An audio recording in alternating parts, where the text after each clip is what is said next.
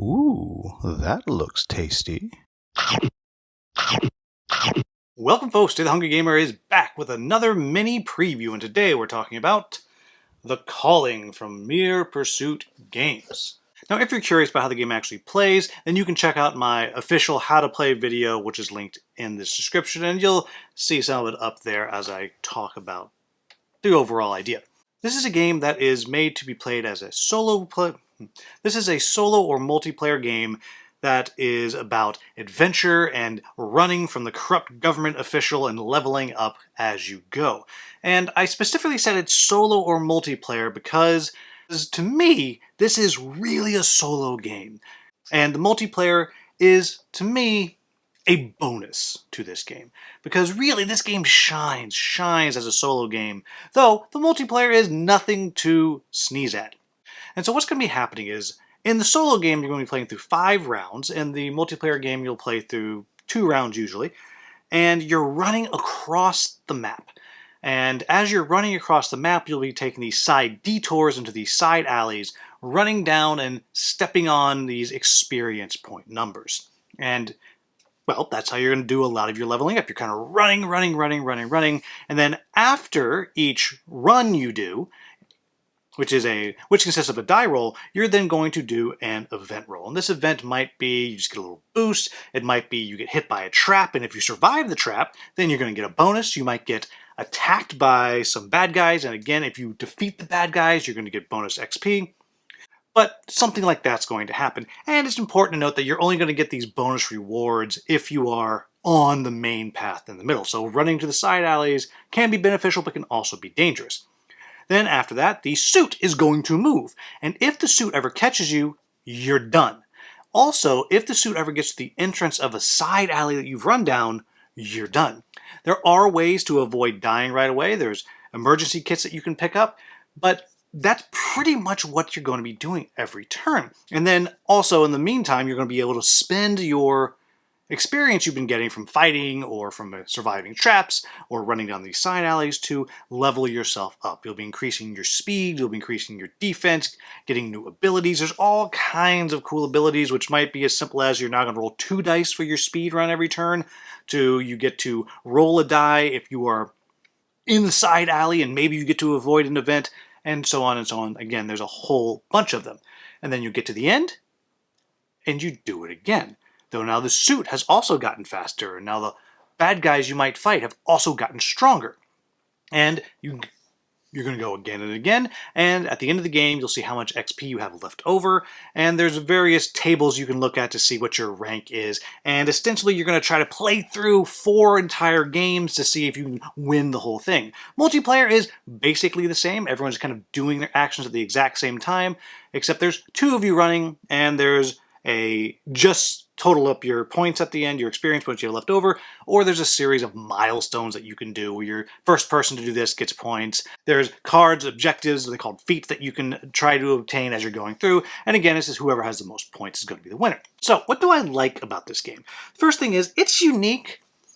It is a running game, and it has this adventure, this kind of RPG in there. It has a little bit of like a resource management because you're spending your victory points to level yourself up.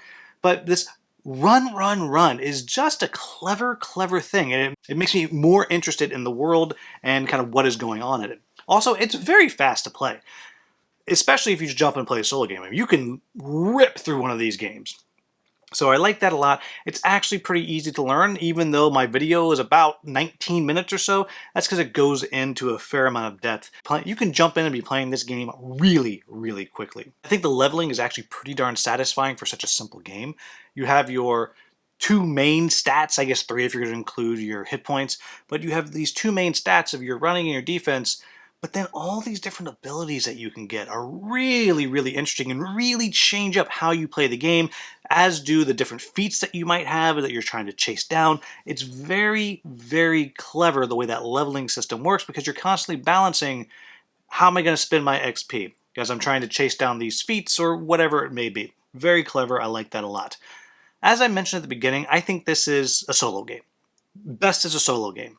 Now that said, the multiplayer is a really nice bonus. you get the same vibe of the game, and it plays pretty darn quick as you're going through just 2 rounds. So I've often said in videos, come for the multiplayer and maybe play the solo a few times. And this one, I think you're going to love this game solo, and then it will be a nice bonus to play the multiplayer as well. I think there's a lot of promise in this game, and there's things that I have not seen, and there's things that could come out over the development. I think there's a great opportunity here to really continue to dig into things that I haven't seen before, or at least haven't seen very often. And last thing I'll say is, it's kind of cool how you're regularly kind of hoping for something bad to happen, because you're going to get the most XP if you fight a horde, which means you might be taking damage. But that's where the big points are going to be coming, and that's really cool to me, how you're constantly saying, oh, I kind of hope something bad happens, but not too bad, so I don't want to die, but kind of bad happens. And I really, really think that's clever, and I enjoy that. So what are my quibbles with the game? First thing is, and keep in mind, a lot of these things may get changed in development and in the Kickstarter and all of that. But the first one is, there's only one map, and I would really love to see this to be double-sided. A little bit of a different pattern on the other side, just to kind of mix it up a little bit. Because what that would do is, it would kind of change the arc a little bit. This is a game that is quick and fast and interesting, but it is the same arc every game. Now, you can mix that up by building your character differently, but it's going to be the same thing every time you play. The next thing I'll say is, and this is a bad thing or a good thing, depending on who you are, this is 100% multiplayer solitaire. You don't block each other, you don't fight each other, nothing. In fact, you don't interact really at all unless you are chasing down certain objectives that you're going to get points for. So you might interact somewhat, so you're kind of interacting that way. And so you can really play this totally heads down and not pay any attention to what the other player does if you wanted to. I wouldn't do that necessarily, because again, there's objectives you're chasing, but it is a multiplayer solitaire game. But the multiplayer is definitely multiplayer solitaire, and some people really, really are against that. The next thing I'll say is, there's going to be 4 minis that come with it, which is very cool. And there's 4 different colors. But as of now, there's no way to denote which mini goes with which color. Now you can remember. Obviously, you can remember. But I think that's a little bit of a miss that there's not mini bases that you can just snap on, so you are tracking who is who.